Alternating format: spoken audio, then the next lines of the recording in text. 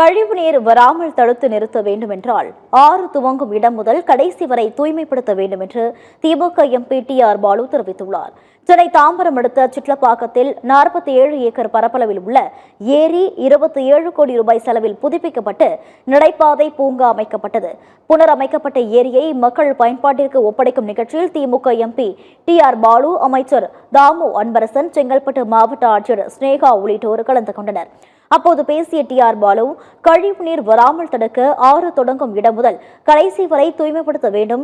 ஆனால் அதுபோன்று நடக்கவில்லை என்றும், அரை குறைவான திட்டங்களை போடுவதும் அதை தொடர்ந்து நடைபெறாமல் போவதும் நம்முடைய நாட்டின் வாடிக்கையாக உள்ளது என்று தெரிவித்தார்.